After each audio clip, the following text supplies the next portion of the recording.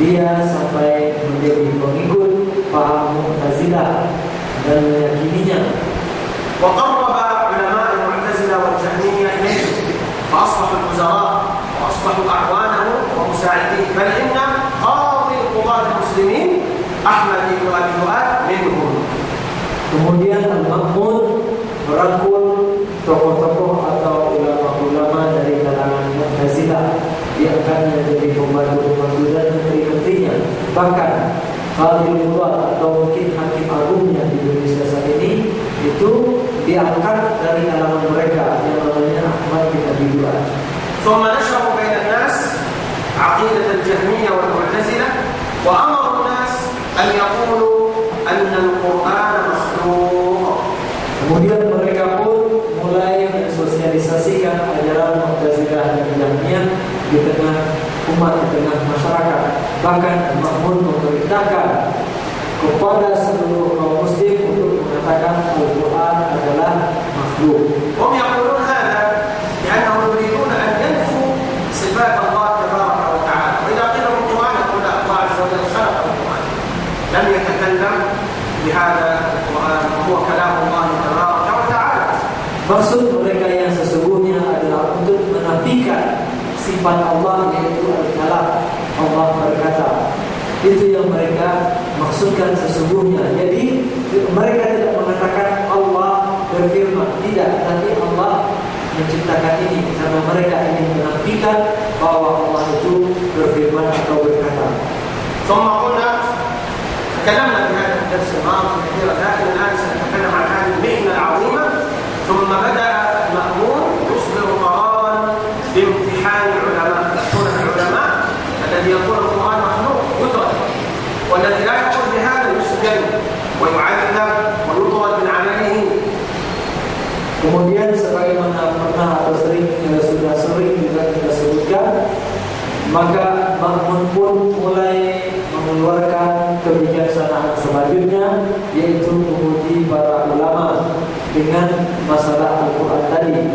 Orang ulama-ulama yang tidak mengatakan Al-Quran itu adalah makhluk akan dilepaskan dari jabatannya atau akan dipenjarakan atau diusir dan berbagai macam penindasan atau tindakan represif yang lain.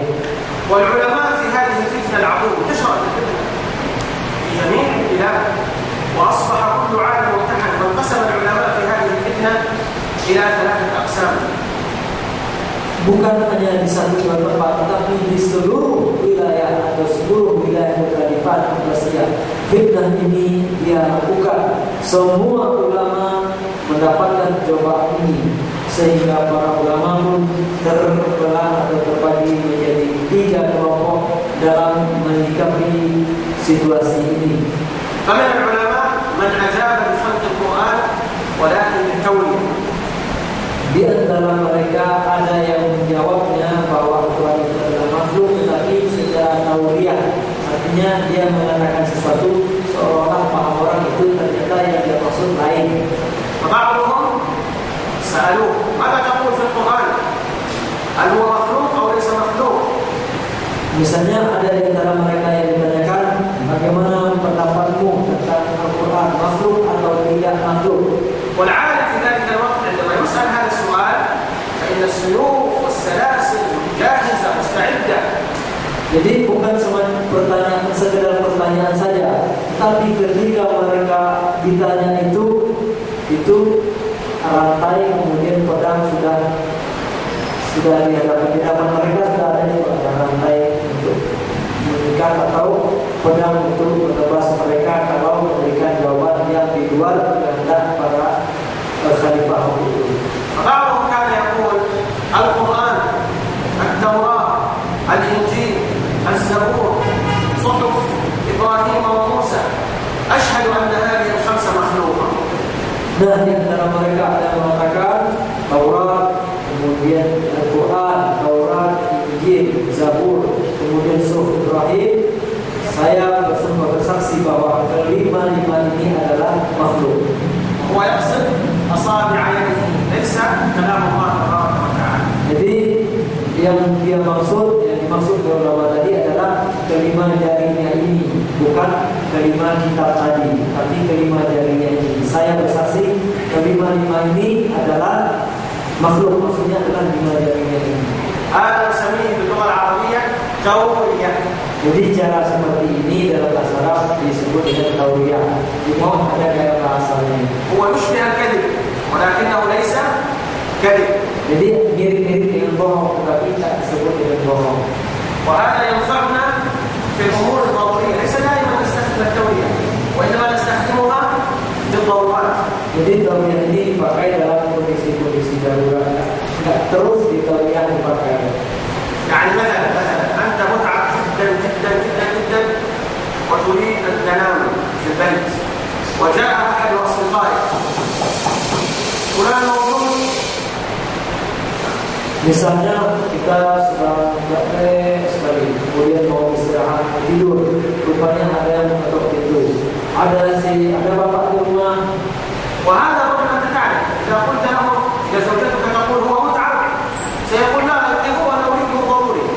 Nah, kita tahu misalnya kalau istri kita bilang, bapak lagi istirahat, lagi capek, dia akan bilang, tolong bangunkan sebentar lagi perlu. فماذا نفعل مع مثل هذا الرجل؟ Nah, apa yang kita lakukan? Gimana strateginya supaya orang kita jadi atau pergi saja ya? فتستطيع أن تستخدم التورية بدون أن تكذب. Nah, bisa kita lakukan tauriyah tanpa bohong. فزوجتك مثلا تقول فلان ليس هنا وخلف الباب لا يراك. Nah, misalnya istri kita berdiri di belakang itu terus jawab, bapak tak di sini. dia tidak ليس هنا. نعم ليس هنا. Nggak di sini katanya kan, di kamar, nggak di sini. لكن هذا لا يستخدم دائما. هذا منه لا يجوز. Tapi ini nggak boleh sering-sering dipakai, kondisinya darurat saja. وإنما يستخدم للضرورات. Ya, kondisi darurat ya, tidak terus dipakai. فلا تسمعوا هذا الكلام ثم تبدأون تستخدمون التورية دائما. Jadi jangan sampai di luar tiap pertanyaan terus saja dipakai kalau yang awalnya. وأحد السلف أيضا سئل ماذا تقول في القرآن؟ Nah, ada lagi yang ditanya di antara mereka, apa pendapatmu tentang Al-Quran? فقال أنا؟ قال نعم أنت. قال مخلوق. Katanya saya, makhluk. Maksud tadi, jadi orang tadi bilang saya yang ditanya, dia. Tapi orang tadi bilang tadi maksudnya itu saya makhluk. فبهذه الطريقة استطاع بعض العلماء أن ينجو. Dengan cara seperti ini, sebagian ulama bisa lepas dari kekejaman sang penguasa pada saat itu. ومن العلماء من أجاب وقال نعم القرآن مخلوق خوفا وهذا مكره لا يجب عليه. Di antara mereka ada juga yang menjawab apa adanya karena takut, karena diancam. Ya, dia bilang itu adalah makhluk, tetapi hatinya tidak mengatakan seperti itu. Artinya dia adalah mengatakan terpaksa, dan dalam Islam pun orang yang terpaksa di bawah ancaman seperti itu pun tidak berdosa. ومن العلماء من ثبت. Dan di antara ulama ada yang teguh berdirinya, dia tetap terang-terangan mengatakan Al-Quran itu adalah kalam Allah, bukan makhluk Allah. betul tak?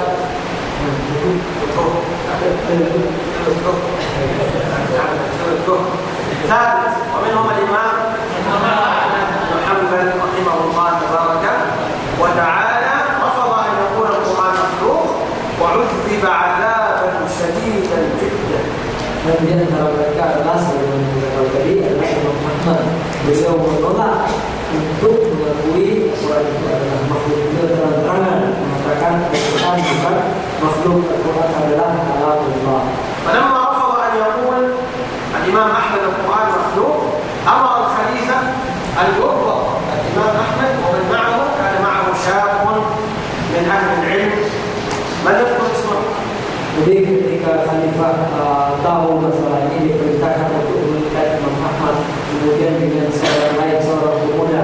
Siapa yang tahu namanya? الناس يذكرون الإمام أحمد كثيرا دائما ولكن ذلك الرجل الشاب لا يذكر، لا يعرفه كثير من الناس، فنريد الآن أن نذكره. Jadi orang sering menyebut nama Imam Ahmad saja, padahal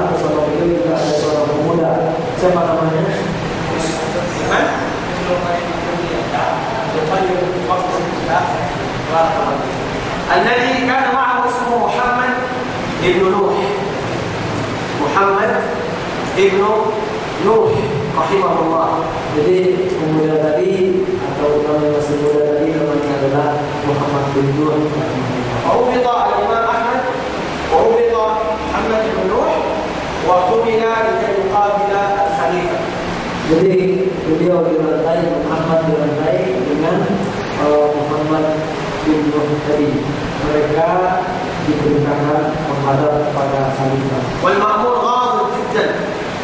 Makmun sangat marah mendengar kata-kata Muhammad dan Muhammad bin Nuh ini. وفي الطريق مات محمد بن نوح رحمه الله.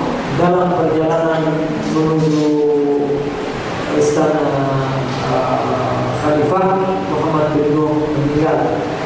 فصلى عليه الإمام أحمد ودفن في الطريق. Imam Ahmad pun mensalatkannya dan dimakamkan dalam perjalanan tersebut. وبقي الإمام أحمد سندريان. Kemudian tinggal Imam Ahmad sendirian. تعرفون سندريان؟ يعني لوحده. يعني لوحده. ثم بعد ذلك وفي الطريق جاء رجل من أصحاب الخليفة إلى الإمام أحمد خوفه. Kemudian dalam perjalanan Imam Ahmad disosong oleh seorang dekat khalifah, dia menakut-nakuti Imam Ahmad. وقال له لقد سمعت الخليفة يقسم أنك إذا لا تقول القرآن مخلوق سيضرب رأسك بالسيف.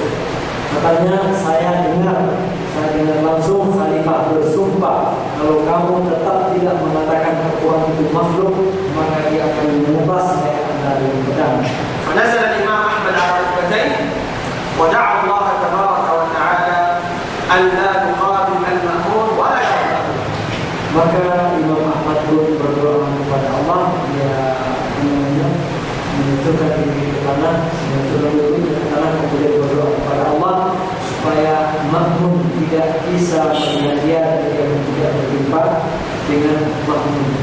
وفعلا قبل أن نصل إليه الإمام أحمد جاء الخبر أن المأمون قد مات. Dan ternyata doa beliau makbul sebelum Imam Ahmad sampai ke istana Al-Ma'mun, maka terdengar kabar kalau khalifah telah فرجع الإمام أحمد إلى السجن. maka Imam Ahmad pun dikembalikan ke penjara. ثم جاء خليفة بعد المأمون من يذكره؟ Kemudian Al-Ma'mun digantikan oleh khalifah berikutnya. Siapa yang tahu namanya? من يقول بسم الله؟ طيب تفضل. المعتصم. Al-Mu'tasim billah. المعتصم بالله هو أخو المأمون. saudara هو المأمون. Al-Mu'tasim billah adalah saudara Al-Ma'mun. وكان رجلا قويا جدا جدا جدا. Dia adalah seorang yang keras dan kuat juga. كان يأمر الرجل أن يعضه هنا. Kemudian dia saking kuatnya itu, dia pernah menyuruh orang menggigit tangan dari sini. فيعض الرجل بأقوى قوته ولا يشعر بهذا. Kemudian orang tadi pun menggigit sekuat-kuatnya, tapi dia tak merasakan apa-apa. وكان رجلا قليل العلم، يعني كان قريب الموت لأنه لم يتعلم. Tetapi dia tak berilmu, karena hampir kayaknya sudah dekat dengan buta huruf, karena memang tak belajar ya. وكان عندما كان صغيرا، طبعا هو أخو المأمون وأخو الأمين، ثلاثة إخوان، الأمين والمأمون والمعتصم، إخوان. Jadi mereka tiga bersaudara, Al-Amin, Al-Ma'mun, kemudian Al-Mu'tasim. أبناء من؟ Siapa bapak mereka?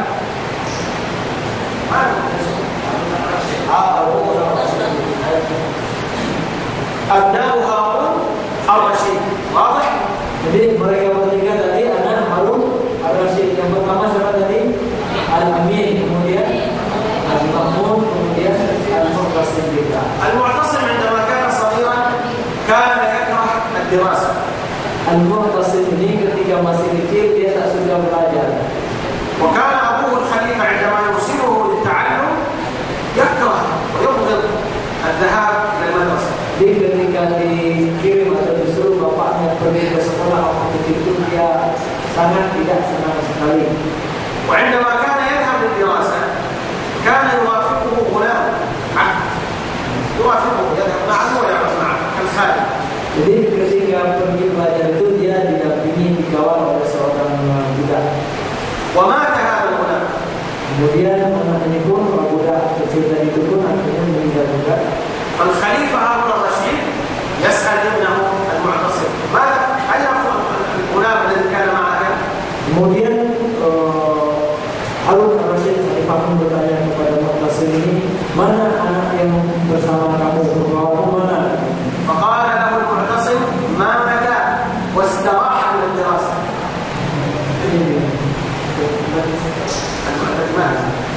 Kemudian kata Mu'tasim, dia telah meninggal dan istirahat dari pelajaran. انظر هارون الرشيد يقول يعني أنت تكره الدراسة لهذه الدرجة. Kemudian Harun al-Rasyid bilang, kamu tak suka saking bencinya belajar sampai ini yang kamu katakan. بعد ذلك جعله لا يدرس وإنما جعله يتعلم الفروسية. Setelah itu Harun al-Rasyid tidak memaksa anaknya belajar, tapi digemblengnya dengan ini latihan keprajuritan. فأصبح وهو صغير يتعلم الرماية وركوب الخيل وجميع أنواع القتال حتى أصبح قويا جدا. Jadi dari kecil pun akhirnya dia sudah berlatih memanah, berkuda, memain tombak, segala macam. Berlatih keprajuritan sudah dimiliki sehingga pun menjadi seorang yang kuat. ولكنه كان جاهلا. Tetapi tak punya ilmu. ثم أصبح خليفة للمسلمين. Kemudian menjadi khalifah. ولذلك أخذ فكرة المعتزلة تقليدا لأخيه ليس عن إيمان. Oleh karena itu setelah pemerintah dia pun ikut-ikutan saja. Walaupun sebelumnya Mu'tazilah, dia pun Mu'tazilah juga tak paham dia sebenarnya apa. وأصبح شديدا على الإمام أحمد. Dan dia pun berlaku kejam juga kepada Imam Ahmad. وكان بنفسه يجلد الإمام أحمد. Kemudian maka dia pernah memukul sendiri Imam Ahmad. لأن الإمام أحمد كان يؤتى به الشمس في رمضان وهو صائم. Kemudian Imam Ahmad didatangkan kepada Khalifah di siang tengah hari sedang puasa bulan Ramadan. والخليفة يجلس تحت الظل.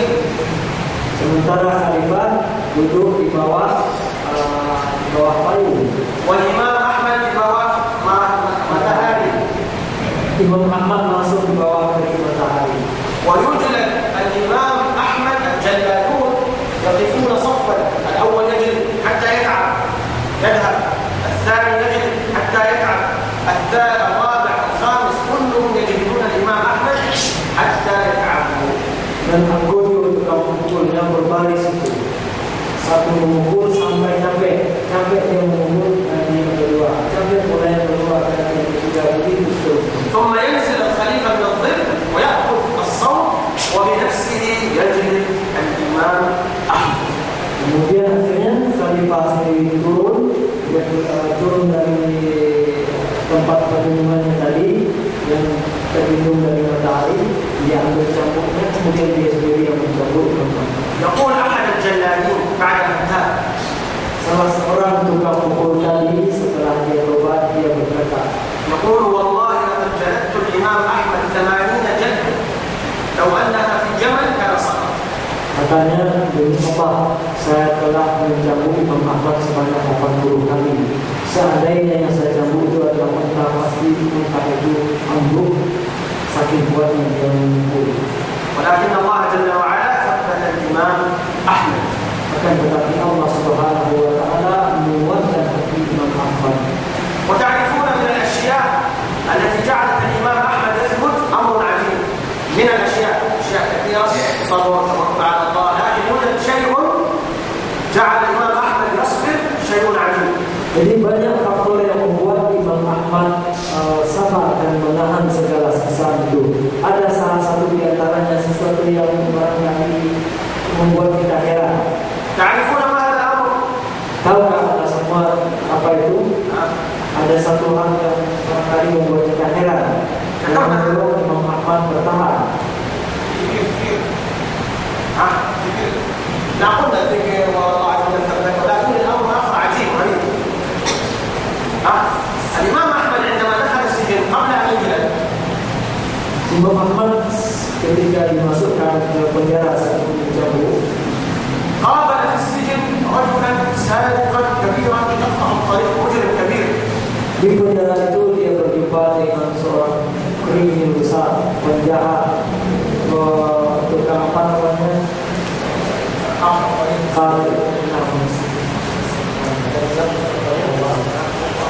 Rompak di jalan itu, apa namanya? Perampok yang penyamun. اختلف العلماء في القضاء Penyamun ya. penyamun. كان مع الامام احمد في نفس السجن. Jadi dia satu penjara dengan Imam Ahmad. قال له يا احمد انت الامام احمد قال نعم. Pencuri tadi pun bertanya, Anda Imam Ahmad? Imam Ahmad menjawab, ya betul. أتدري من أنا؟ يقول له أتدري من أنا يا أحمد؟ Tahukah Anda siapa saya Ahmad? قال أنا فلان الذي يقطع الطريق على الناس. Dan saya adalah perampok yang suka mengadang orang berjalan. جلدت 13,000 جلدة. Saya sudah dicambuk sebanyak 13.000 kali من أجل الخمر والزنا والسرقة. karena zina, karena minuman keras, zina dan pencurian. وصبرت. Dan saya sabar menerima cambukan itu. أفلا تصبر أنت في سبيل الله؟ Tidakkah Anda sabar menahan cambukan itu di jalan Allah? هذا الأمر هو الذي ثبت الإمام أحمد. Inilah salah satu yang membuat Imam Ahmad bertahan sabar. إذا من ثبت الإمام أحمد مجرم. Menjadi siapa salah satu faktor yang menyebabkan Imam Ahmad sabar? Seorang penjahat. ولذلك الإمام أحمد بعد ذلك كان يدعو له في السجود دائما. Oleh karena itu setelah Imam Ahmad bebas, beliau selalu mendoakan orang ini dalam sujud beliau. فالمجرمون يصبرون على هذا. Para penjahat mereka sabar untuk kejahatan mereka.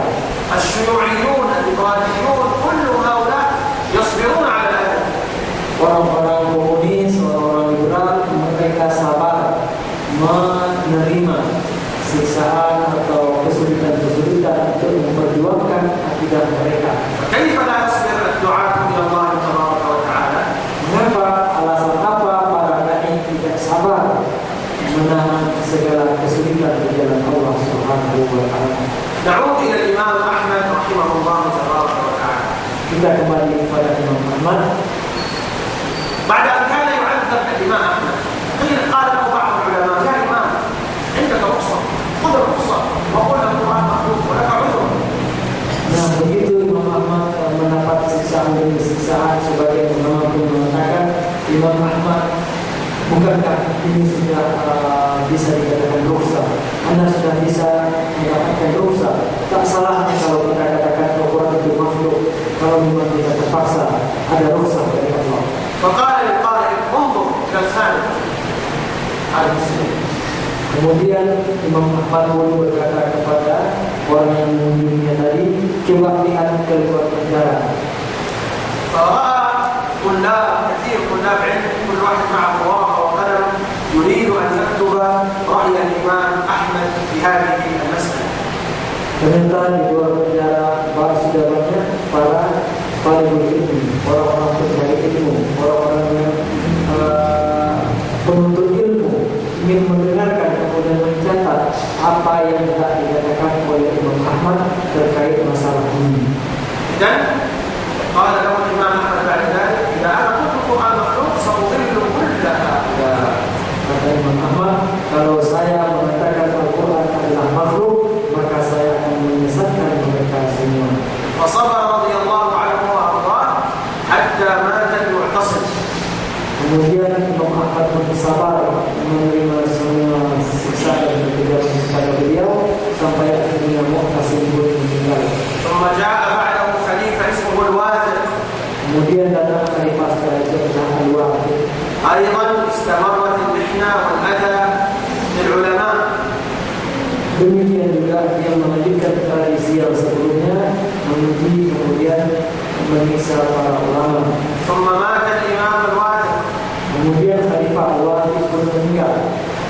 وجاء بعده خليفة اسمه المتوكل رحمه الله تبارك وتعالى. Kemudian digantikan oleh Al-Mutawakkil rahimahullah. Al-Mutawakkil raja'a ila aqidati ahli sunnah wal jamaah. Al-Mutawakkil merujuk atau kembali pada akidah ahli sunnah wal jamaah. Wa akhraj al-ulama min as-sijn. Beliau pun mengeluarkan para ulama yang dipenjarakan. Wa akrama al-Imam Ahmad. Dan beliau pun memuliakan Imam Ahmad. Wa 'adat al-ummah bi fadlillah tabaraka wa ta'ala ila as-sunnah. Dan umat pun kaum muslim pun kembali kepada akidah ahli sunnah wal jamaah melalui kekuasaannya. Wa kashafa Allah 'azza wa jalla bihi al-ghammah. Kemudian Allah pun singkirkan awan hitam yang selama ini melingkupi umat Islam. ولكي نعلم خطورة هذا الأمر أمر الجهمية والمعتزلة أنهم كانوا حتى المسلمون الذين في السجن في سجون الروم والكفار لا يخرجونهم من السجن إلا الذي يقول القرآن مخلوق. الذي يقول القرآن مخلوق يخرجونه من السجن يعني فتنة. والذي لا يقول القرآن مخلوق يتركونه في سجن الروم عند الكفار. Sebagai bukti pembanding juga bagi kita betapa kejinya orang-orang Jahmiyah ini, mereka memperlakukan berbeda para tawanan umat Islam yang tertawan yang berada di penjara-penjara Romawi, karena memang sering terjadi pertempuran dengan orang-orang Romawi. Mereka uji dulu jika tawanan itu mengatakan Al-Quran adalah makhluk, baru ditebus untuk dikeluarkan. Tetapi kalau ternyata para mujahidin yang tertawan itu tidak mengakui Al-Quran itu adalah makhluk, dibiarkan begitu saja tetap di dalam penjara-penjara Romawi. بل كانوا أيضا يقفون عند أبواب المساجد. الذي يقول القرآن مخلوق يدخل يصلي، والذي لا يقول القرآن مخلوق يعاد لا يدخل المسجد. Bahkan ia diperintahkan para petugas-petugas berdiri di depan pintu masjid. Maka ditanya yang mau masuk Islam masjid ini, kalau mempercayai Al-Quran itu adalah makhluk boleh sholat, kalau tidak tak boleh sholat. وكانت محنة عظيمة جدا حلت الأمة الإسلامية. Maka pada saat itu ujian fitnah betul-betul besar yang menimpa umat Islam. ثم بعد ذلك يقول الإمام البربهاري وتكلم الرويبضة في أمر عام، يعني في ذلك الزمان في زمن الجهمية وانتشار الفتنة أصبح يتكلم في الدين وفي مسائل الدين كل من هب ودب حتى الجهلاء. هذا معنى وتكلم الرويبضة في أمور العامة في أمر العام، يعني أصبح الإنسان الجاهل الحقير ليس عنده علم بدأ يتكلم ويتفلسف ويقول في مسائل الدين وفي مسائل الناس. Kemudian di tengah-tengah fitnah semacam itu, ujian yang semacam itu, maka orang-orang bodoh, orang-orang tak berpengetahuan, sembarang orang itu berbicara pada lebar tentang kemaslahatan umat.